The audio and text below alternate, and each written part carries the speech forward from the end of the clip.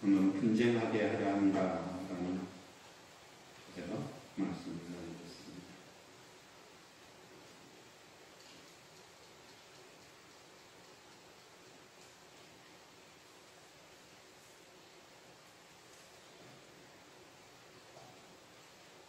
오늘은 이제 누가복음 12장 네 번째 시간입니다. 누가복음 12장 네 번째 시간인데 사실 오늘의 주제는 굉장히 어떻게 얘기하면 뭐랄까요? 예수님이 제자들한테 충격을 주는 날이기도 하고 또한 이 말씀은 초대교회 신앙인들한테 굉장히 큰 갈등이기도 했습니다. 그러니까 12장 말미에 이 얘기를 한 이유가 그동안에 이제 제자들을 쭉 얘기하면서 뭐랄까요? 너희가 이에 대해서 스스로 잘 아는데, 익히 아는데 이 예수 그리스도의 가르침, 오늘 보여줬던 것, 그것을 너희가 하나하나 따르지 아니하면 심판을 받을 거다. 진리가 무엇인지 알 건데 빛과 어둠에서 빛이 무엇인지 너희가 알 건데 그것을 너희가 하나하나 따르지 아니하면 그것을 너의 삶 속에서 하나하나 실행하지 아니하면 예수님이 얘기한 대로 자기 십자가를 지고 나를 따르라 말씀하셨는데 나를 따르지 아니하면 심판이 있을 거다라는 얘기로 예수님이 제자도의 마지막에 종지부를 찍습니다. 그런데 이제 예수님의 제자도의 마지막 분쟁에 대한 얘기를 여기서 하고요. 그리고 마태 복음에서도 똑같이 얘기를 합니다. 마태복음에서는 이 분쟁에 대한 얘기, 내가 너희한테 화평을 전하러 온 줄 아느냐? 아니다. 얘기를 하죠.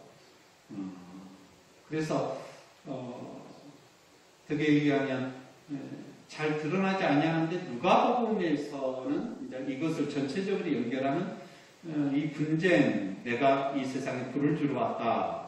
이 의미가 무엇인지 누가복음에는 더 명확하게 드러납니다. 그래서 오늘은 이제 누가복음 그리고 마태복음에서 나오는 이것이 이렇게 누가복음에서 이렇게 더 선명하게 드러났다라는 것으로 말씀을 연결해 뵈려고 합니다. 방금 이제 우리가 누가복음을 읽었기 때문에 마태복음에서는 이 말씀이 어떤 얘기인가 한번 보겠습니다. 마태복음 10장 34절에서부터 39절 말씀 제가 읽습니다. 내가 세상에 화평을 주러 온 줄로 생각하지 말라. 화평이 아니요 검을 주러 왔노라. 내가 온 것은 사람이 그 아버지와 딸이 어머니와 며느리가 시어머니와 불화하게 하려 함이니 사람의 원수가 자기 집안 식구이다.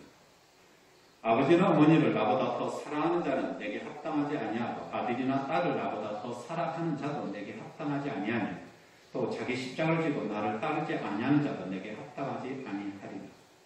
자기 목숨을 얻는 자는 잃을 것이요 나를 위하여 자기 목숨을 잃는 자는 얻으리라. 이 마태복음 여기에서 보면 예수님을 따라가는 데 있어서 집안 안에 분쟁이 있구나, 불화가 있구나 라는 것을 여기서 생각해 볼 수가 있어요. 굉장히 더 강조하는 사람의 원수가 자기 집안 식구니라 라는 얘기를 할 정도로 원수라는 말에 대한 얘기를 합니다. 그러니까 예수 그리스도가 살아생전에 제자들과 그 수많은 무리들한테 하셨던 하나님 나라에 대한 소망에 대한 얘기를 하나님 나라는 이것이다. 하나님 나라는 이렇게 너희의 삶 속에 실현이 될 거다라는 비유를 많이 해줬고 그것을 몸소 보여줬어요. 그것이 이제 사도행전 이전에서 초대교회 신앙인들이 성령의 은사를 받고 난 다음에 그것이 실현이 됩니다. 그래서 이 하나님의 나라 안에 초청을 받는 사람들은 새로운 피조물이라 그들이 고백했고 이 고백을 통해서 그들은 하나님 나라의 산 소망으로 부활의 삶을 살아가는 이것이 이제 기독교 우리 예수 그리스도교 크리스찬 그러니까 그리스도를 따르는 사람, 그리스도의 사람 이래가지고 최초로 이제 안디옥 교회에서 일반 사람들이 예수 그리스도 믿는 사람을 그리스도인이라고 불렀다라고 얘기를 하죠. 사도행전에서요. 그러면 그들은 어떤 삶을 살았기 때문에 그리스도인이라 일반 사람, 믿지 아니하는 사람들한테 불려졌냐? 그것은 이제 마태복음뿐만 아니라 누가복음 12장에 있는 이것이 일반 사람들한테 보기에는 분명하게 드러난 거예요. 아, 저 사람들은 그리스도인이구나. 그리스도를 따르는 사람이구나. 그리스도의 사람이구나. 라고 일반 사람들은 분간했다라는 거예요. 분간하지 못하면 그리스도인이다라는 호칭이 안 나와요. 그죠? 일반 사람들은 그냥 감추려고 해서 감춰주는 것이 아니라 드러났다라는 것을 우리가 생각해 봐야 돼요. 그러면 이제 드러나게 된 이 안디옥 교회 이전부터 사도행전 2장부터 크리스찬들 어떤 삶을 살았는가라는 것을 보면 그리고 복음서나 이런 말씀을 보면 예수 그리스도 믿는 사람들이 어떤 삶을 살았냐 그들이 꿈꿨던 하나님 나라는 어떤 거냐 그래서 성령의 역사를 통해서 그들의 새로운 피조물로 거듭나는 하나님의 아들, 딸의 삶을 샀는데 그들의 삶은 어떤 거냐라는 것을 우리는 그려볼 수 있어야 돼요. 제가 이제 그동안에 계속 성경 말씀을 가지고 하나하나 살펴봤던 것은 그것이 이제 그려지게 하는 거죠. 그죠? 1년은 이제 그런 거죠. 지금 누가복음 12장에 있는 이 말씀을 초대교회 신앙인들이 예배 도중에 읽었어요. 그러면 예배 도중에 나는 불을 가지러 왔다. 내가 너희들한테 화평을 전하는 줄 아냐? 아니다. 나는 분쟁하기 위해서 너희들한테 왔다라는 이 얘기를 예배 시간에 그들이 읽었을 거란 말이에요. 그러면 이 예배 시간에 이것을 읽으면서 그들이 우리는 이런 삶을 살아야 돼라고 고백했던 구체적인 상황은 우리는 몰라요. 그런데 2000년 전에 초대교회 신앙인들은 그 구체적인 상황이 뭔지 알아요. 그렇잖아요? 성경에서는 그것을 많은 해석이 없기 때문에 우리는 몰라요. 이 말의 구체적인 의미가 뭔지. 그리고 초대교회 신앙인들은 이것을 그래 주님께서 이렇게 말씀하셨고 이것이 중요하기 때문에 그들이 이것을 기록하고 그리고 이것이 가장 중요한 초대교회 신앙인들의 어떻게 하면 지침이거든요. 어떤 상황에서 이 지침이 필요했냐라는 것을 우리가 알아야 되는 거죠. 그죠? 그런데 이제 우리가 이제 마태복음 10장에서 보면 이 지침이 무엇을 위해서 필요한 거였어요? 예수님을 따르기 위해서 자기 십자가를 지고 예수님을 따르는 삶을 살아가기 위해서 이것이 필요한 거죠. 그죠? 그래서 38절 자기 십자가를 지고 나를 따르지 아니하는 자도 내게 합당하지 아니하리라 라는 얘기를 속에서 누가복음 9장에서 예수 그리스도가 하나님의 아들이라고 고백받으면서 너희는 나를 따라오라 라고 얘기했는데 자기 십자가를 지고 나를 따라오라 그랬는데 그 제자도가 지금 계속적으로 얘기를 하죠. 그래서 마지막 종지부에서 이런 얘기를 하는 거예요.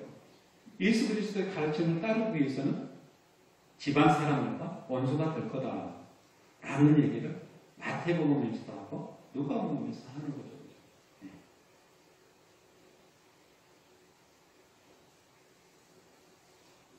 그러면 왜 그렇게 되냐라는 거예요. 왜 그렇게 될까? 누가복음의 이제 두 번째 시간에 이런 얘기가 있었죠. 한 부자가 자기 형과 재산권 다툼이 있었어요. 그래서 많은 사람들한테 존경을 받아서 이 사람한테 어떻게 하면 재판을 받으면 형도 나한테 아무 말 못하게 차면서 예수님한테 이제 질문을 하는 거예요. 여기서 이제 예수님이 그런 얘기를, 이런 비유를 하잖아요. 어떤 한 사람이 농사를 엄청나게 잘 지어가지고 소출이 엄청나게 풍성해서 자기한테 곡간들이 굉장히 많아요. 또 복수라고 그랬죠. 그래서 이 소출을 어떻게 이제 할까 곰곰이 생각하다가 기존에 있는 곡간들 하나가 아니라 두세 개 있는 것을 다 헐고 다시 지어요. 그러면 엄청나게 크게 졌다라는 거죠. 그러면서 한다는 얘기가 뭐였어요? 자기 영혼한테 여러 해 슬픔을 내가 저장해 두었으니 이제 나는 즐기기만 해. 그러자 이제 하나님께서 내 영혼을 내가 가져가면 네가 지금 준비한 것이 뭐가 필요 있냐? 네한테 네가 어떻게 쓸 수 있냐라는 얘기를 하는 거죠. 그러면서 너의 법관은 이 세상에 놔두지 말고 하늘에 너의 법관을 마련해라 라는 얘기. 하늘에 너의 주머니를 이렇게 마련해라 라는 얘기를 하는 거죠. 그것이 이제 예수 그리스도를 따르는 제자도에서 그렇게 중요하기 때문에 이런 비유를 하는 거죠. 그죠? 그러면 가정 안에서 자기 가정 안에서 아버지와 아들과 어머니와 딸과 시어머니가 분쟁을 해요. 거으로 싸움해요. 그러면 뭐 때문에 가장 많은 분쟁을 할까요? 두 번째 이 와중에서 소출이 엄청나게 많아요. 소출이 엄청나게 많은데 이걸 가지고 그래 하늘 법관에 내가 채우겠다 하면서 하늘 법관은 뭐라고 그랬어요? 어려운 사람한테 자기의 것을 나눠주는 것이라고 그랬잖아요. 그러면서 그의 나라와 그의 의를 구하라. 그러면 너희가 뭘 먹을까 마실까 뭘 입을까 염려하지 아니하는 그 이의 것을 내가 너희한테 더하시리라 라는 얘기가 또 여기서도 나와요. 그러니까 그의 나라를 구하는 것, 하나님 나라를 소망하면서 하나님 나라의 백성의 삶을 살아가는 것을 뭐라고 그런 거예요?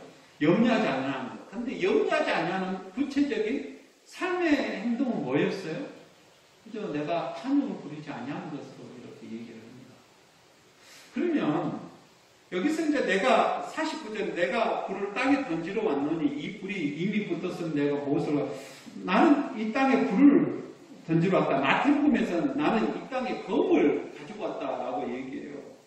검은 사람을 해치는 거거든요. 그렇잖아요. 마태복음은 굉장히 더 무섭게 얘기를 하는 거죠. 여기서는 불에 대한 얘기를 해요. 그러면서 분쟁할 거다. 너희가 나의 말을 따르면 너희가 분쟁할 거다. 가정 안에서 이것을 행하면, 즉 하늘의 보화를 쌓는 삶을 살면 가정 안에서 분쟁이 일어나요. 당연하죠. 여기서 재미난 것이 아버지와 아들과 그리고 어머니와 딸과 그리고 며느리와 시어머니가 나와요. 아버지와 어머니에 대한 분쟁이 아니라 아버지 아들과 어머니와 딸과 시어머니와 며느리에 대한 분쟁이 나와요. 이 분쟁의 공통점은 뭡니까? 나이 차이예요. 나이 차이. 세대 차이예요. 세대 차이. 극명하게 얘기하자면 아버지와 어머니와 시어머니는 곧 있으면 죽을 사람이에요. 그죠? 미래가 창창해요. 그런데 여기서는 아들과 딸과 며느리는 뭐예요? 그죠? 아직도 시간이 많이 남아있는 사람을 얘기하는 거죠. 적어도 30년 차이인 거죠. 그죠? 우리가 잘 알다시피 부모는 자녀한테 뭘 물려주기를 원해요. 왜? 걱정되니까. 그의 삶이 어떻게 될지 몰라서 걱정되니까. 근데 한편으로는 또 이런 생각도 해요. 자기 삶이 얼마 안 남았으니까 이 세상에 그래도 좋은 일을 하고 가야 돼 하면서 선행을 베풀려고 그래요. 가끔 가다가 노부부가 그동안에 자기가 재산 다 모은 거 혼나가고 그러잖아요. 기초생활 수급자도 혼나가는 그 미담이 많지는 않지만 몇백만 원, 한 1,000만 원, 2,000만 원 그런 것이 이제 기사에 나온 거잖아요. 왜 그런 거예요? 자기 생을 정리하면서 그저 그래도 조금이라도 좋은 일을 하기 위해서 가는 거잖아요.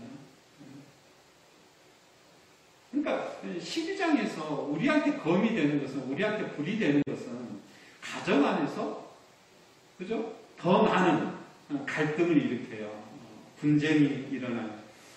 여기서 이제 분쟁하다라는 것은 디아메리조라는 단어를 썼어요. 디아메리조는 뭐냐? 의견이 달라지다, 갈리다, 다르다, 뭐 이런 거예요. 생각이 틀려버리는 거예요.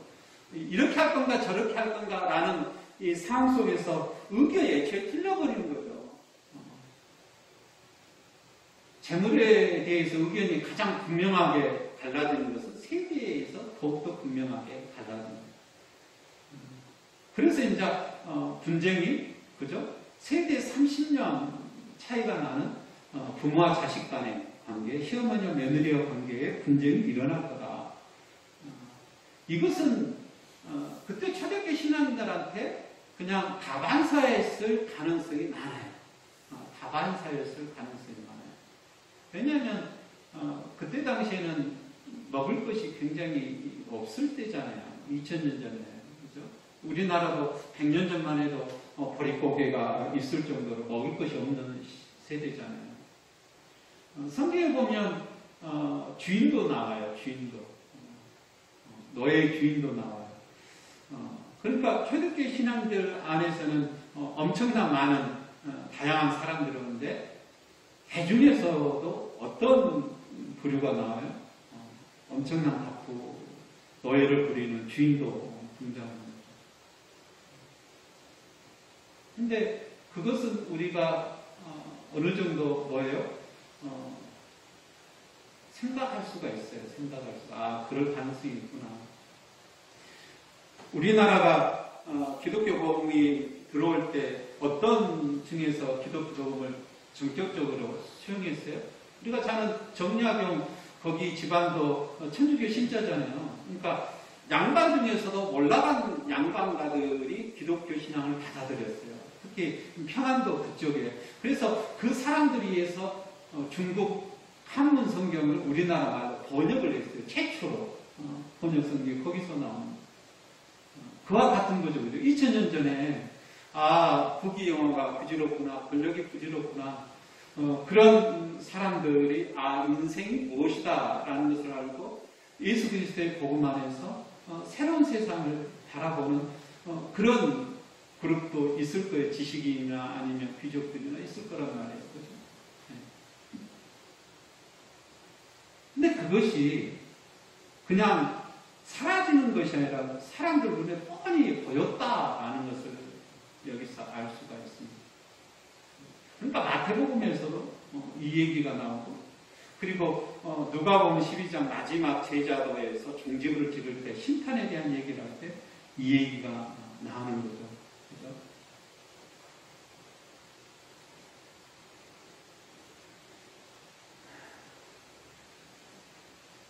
그래서 마태복음 10장 34절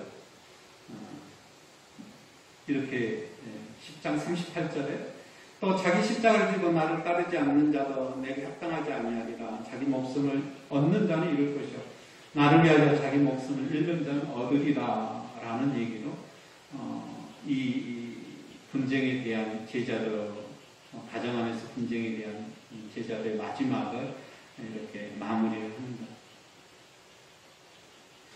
그리고 난 다음에 이제 54절에 심판에 대한 얘기를 해요. 여기서 보면 54절에 또 우리에게 이르시되 이제 무리로 사람들한테 얘기를 해요. 일반 사람들한테. 전에는 이제 베드로하고 이제 분쟁을 얘기를 하면서 제자들한테 하는 것으로 지금 얘기가 계속 유지가 됐어요. 자, 52절은 54절은 새로운 집단이 또 나오는데 여기서 무리들이에요. 무리들한테 예수님이 얘기해요. 야, 구름이 서쪽에서 오는 거 보면 소나기가 올 거다. 여기서 이제 소나기는 폭풍우가 동방된 그런 소나기 옴브로스라는 단어를 썼어요. 예수님이 살았을 때는 서쪽은 뭐예요? 지중해잖아요. 지중해. 네, 지중해에서 바닷가에서 수증기가 엄청나게 많이 와요. 불어와요. 그러면 일반 비가 아니에요. 그냥 폭풍우예요. 폭풍우. 그래서 사람들은 다 알고 서쪽에서 바람이 불어오면 폭풍우가 오겠다 라는 걸 금방 알 수가 있어요. 일반 사람들이 다 아는 상식이죠. 그죠? 55절에도 상식적인 남풍이 부는 것을 보면 말하기를 힘이 겨울이라. 남풍은 아래쪽 아라비아 사막이잖아요. 그렇잖아요. 그 사막 지나서 이제 뭐가 있는 거예요? 홍해가 있고 애굽이 있잖아요. 그래서 남풍은 굉장히 더운 사막의 바람이 불어오는 거예요. 이것은 어느 누구도 다 알아요. 어느 누구도. 왜냐하면 어렸을 때부터 하나하나 체험되니까 가르쳐줘서 아는 지식이 아니에요. 새로운 지식이 아니에요. 그러면서 56절에 외식하는 자의 너희가 천지의 기상은 분간할 줄 알면서 어찌 이 세대는 분간하지 못하느냐. 또 어찌하여 옳은 것을 스스로 판단하지 아니하느냐라고 얘기해요. 이 외식하는 자에 대해서 얘기할 때 외식은 보통 바리새인들한테 예수님이 저주를 퍼붓 때 하는 얘기예요. 근데 여기서 외식하는 자는 누구를 얘기하는 거예요? 54절 또 우리에게 이르시되 무리들한테 하는 얘기거든요. 그러니까 우리들 일반 대중들한테 하는 얘기죠. 야 너희가 천지 기상에 대해서 다 알지 않냐. 다 알지 않냐. 이 얘기는 예수 그리스도가 하나님 나라의 복음을 전하는 이것을 너희들 삶 속에서 다 알 수 있을 정도로 쉬운 거지 않냐. 증명된 거지, 증명된 사실이 아니냐라고 얘기해요. 그래서 57절에 또 어찌하여 옳은 것을 스스로 판단하지 아니하느냐라고 얘기해요. 왜 바리새인들한테, 율법학자들한테, 서기관들한테 끌려가냐. 그들의 탐욕적인 말, 그걸 통해서 하나님의 말씀을 어그러뜨리는 것, 그것을 너희가 뻔히 알면서, 뻔히 알다라는 것은 눈에 보였다라는 거예요. 예수님의 가르침과 예수님이 본을 보여줬던 것이 눈에 뻔히 보였다라는 거예요. 남풍이 부는 것, 서풍이 부를 때 기상이 어떻게 되는지 뻔히 아는데 왜 너희는 스스로 옳은 것을 판단하지 아니하느냐라고 얘기합니다. 제가 이제 서두에 최초로 이제 안디옥 교회에서 크리스찬이라는 이름이 불려졌다라고 얘기했죠, 그죠? 이것은 그리스도, 그러니까 예수 그리스도 믿는 초대교회인데 자기를 그렇게 부른 것이 아니었어요. 일반 사람들이 계속 그리스도를 얘기하고 그리스도가 이런 삶을 살았다, 그분이 이런 말씀을 하셨다 하면서 그들이 이제 그리스도를 전하면서 그들 사람들의 삶의 모습을 보니까 저 사람들은 이런 부류구나 하면서 붙여졌던 것이 그리스도를 따라다니는 사람, 그리스도의 사람, 크리스찬이 이렇게 불림을 받았어요. 그러면 어찌하여 옳은 것을 스스로 판단하지 아니하느냐라는 것은 사도행전에 있는 초대교회 신앙인들의 모습을 통해서 보면 그들이 살아생전에 예수님께 사셨던 것을 똑같이 반복했을 텐데 그들이 이런 삶을 살았구나. 이런 삶을 살면 그들은 어떤다라는 거예요? 이것이 천국이구나. 하나님 구약에서 얘기하는 예언자들이 얘기했던 그 말씀이 우리들의 삶 속에 직접 실현되구나. 그들이 쉽게 받아들일 수 있는 뭐예요? 삶의 현상이었다라는 거예요. 이것은 비밀이 아니에요. 비밀이 아니에요. 은밀하게 감춰졌던 것이 아니에요. 그래서 예수 그리스도 말씀이 육신이 되어 우리 가운데 거하셔서 예수님 오시는 이 속육신 사건은 뭐라고 그랬어요? 옛날 구약에서 비밀로 치러진 것이 다 뭐예요? 그죠? 성령의 역사를 통해서 드러난 것이었다라고 얘기를 하잖아요. 그래서 옛날 예언자들도 하나님의 나라의 삶이 어떤 건지 보고자 했지만 그들은 못 봤어요. 그런데 예수 그리스도가 이 세상에 오셔서 그 나라가 어떤 건지 그들은 봤다, 기뻐했다. 이렇게 얘기를 합니다. 이 얘기는 곧 누구의 얘기예요? 예수님이 하셨던 얘기지만 초대교회 신앙들의 얘기인 거죠. 이런 얘기를 하면서 예수님이 이런 얘기를 해요. 야, 너를 고발한 자 법관한테 가. 근데 길에서 화해하기 힘쓰라. 58절에. 길에서 화해하기 힘쓰라. 곧 있으면 도착해요. 도착하기 전에 마지막 순간이 길이에요. 길. 그러니까 재판장에 도착하면 재판장은 너를 감옥에 저는 옥졸해 줄 거다. 옥졸은 너를 감옥에 가둘 거다. 뻔히 너희가 벌 받을지 아는데 알면서 벌 받을지 뻔히 알면서 왜 스스로 옳은 것을 판단하지 아니하느냐. 예수 그리스도의 가르친 복음의 삶을 왜 너희가 살지 아니하느냐라고 얘기를 하는 거죠. 그러면서 59절에 한 푼이라도 남김없이 갚지 아니하고서는 결코 거기서 나오지 못하리라라는 얘기. 얘가 한 푼이라는 것은 레프톤이라는 단어를 썼어요. 레프톤은 과부가 헌금을 할 때 두 렙돈 할 때 그 렙돈이에요. 번역이요. 그러니까 렙돈과 같은 단어를 단어인데 여기서는 한 푼이라고 이제 번역이 됐는데 이것은 가장 작은 화폐 단위예요. 화폐 단위. 그러니까 조금이라도 네가 그 돈을 갚지 아니하면 결코 거기서 나오지 못하리라라고 예수님이 강조를 합니다. 이 얘기는 곧 뭐에 대한 거예요? 제발 해라라는 얘기잖아요. 제발 해라. 너희가 뻔히 하나님 나라 복음을 받으면서 그래 우리는 이런 삶을 살아야 돼 하면서 그들이 알았던 것 진리가 무엇인지 뻔히 아는데 왜 그걸 안 하냐? 안 하면서 죄를 하나하나 쌓냐라는 얘기를 하는 거죠. 이걸 통해서 이제 제자들의 마지막 그 심판에 대한 얘기를 하면서 누가복음은 12장에 있는 말씀을 마칩니다.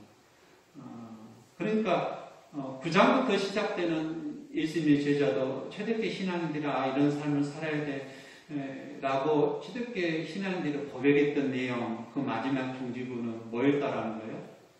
그리고 어차피 그 삶을 살려면 가장 그런 삶을 살아갈 때 가장 많은 걸림돌이 어디에 있을 거다? 가정 안에서 어디에?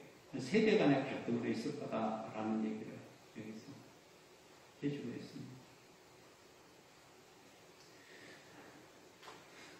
로마서 12장 1절에서 6절 말씀에 보면 초대교회 신앙들이 그리고 예수 그리스도를 따라다니는 사람들이 그리고 크리스찬이라고 불리는 사람들이 어떤 신앙의 고백을 하면서 살았는지에 대한 것이 나와요. 사도 바울이 하는 얘기죠. 그러므로 형제들아 내가 하나님의 모든 자비하심으로 너희를 권하노니 너희 몸을 하나님이 기뻐하시는 거룩한 산 제물로 드리라. 이는 너희가 드릴 영적 예배니라. 너희는 이 세대를 본받지 말고 오직 마음을 새롭게 함으로 변화를 받아 하나님의 선하시고 기뻐하시고 온전한 뜻이 무엇인지 분별하도록 하라. 내게 주신 은혜로 말미암아 너희 각 사람에게 말하노니 마땅히 생각할 그 이상의 생각을 품지 말고 오직 하나님께서 각 사람에게 나눠주신 믿음의 분량대로 지혜롭게 생각하라. 거룩한 산 제물 영적 예배 우리는 어떤 삶을 살아야 될 건지 그것은 하나님 나라를 꿈꾸면서 하나님이 원하시는 그 뜻대로 분별하면서 살아야 되는데 이것은 우리들한테 주신 성령의 역사 하나님의 은사를 무엇을 통해서 써야 돼요? 무엇을 위해서요? 4절. 우리가 한 몸에 많은 지체를 가졌으나 모든 지체가 같은 기능을 가진 것이 아니니 이와 같이 우리 많은 사람이 그리스도 안에서 한 몸이 되어 서로 지체가 되었느니라 라고 얘기합니다.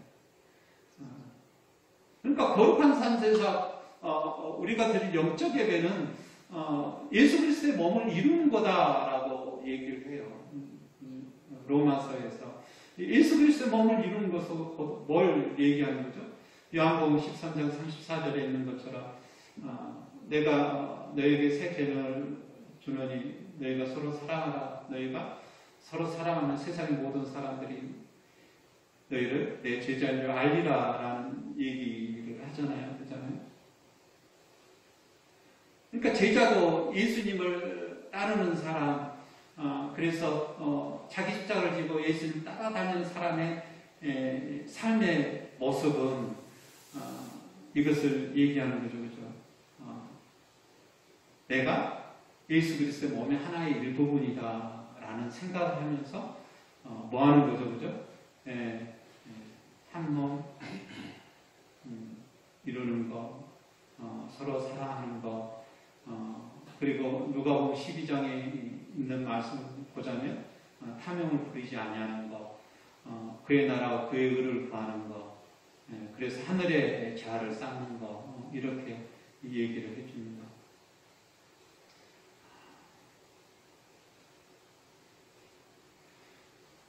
마지막에 너희 스스로 뭐가 옳은지 판단하지 아니하느냐 많은 무리들한테 이런 얘기를 했어요.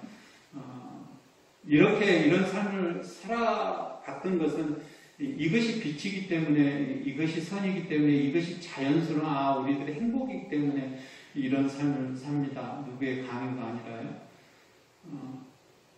어려움을 당하는 사람을 사랑하면 그 어려움을 이기는 사람은 하여튼간 자기가 기회가 있을 때 어려운 사람을 도와줘요. 그것에 의해서 우리 기독교 신앙은 유지되어 왔어요. 사랑받는 자에 의해서 사랑하는 믿음의 삶. 그래서 예수님께서 육신이여 우리 가운데 거하셔서 십자가를 지셨는 거죠. 그죠? 그 은혜를 받는 사람에 의해서 지금 기독교 신앙은 지금까지 하나님 나라를 꿈꾸면서 이어져 내려옵니다. 그래서 이것은 강요도 아니었고요. 은혜였고 믿음의 분량이었어요. 내가 어떻게 이런 삶을 살아가지? 그러나 이것은 내가 은혜를 통해서 되어지는 삶입니다. 항상 은혜를 사모하면서 주님께서 말씀하신 대로 하늘의 보화를 쌓아가며 그리고 진정 하나님의 은혜와 은총을 체험하며 하나님의 놀라운 거룩한 산제사 하나님 나라를 소망하면서 기쁨으로 은혜로 살아가는 저와 여러분이 되기를 간절히 축원합니다. 다 같이 기도하겠습니다.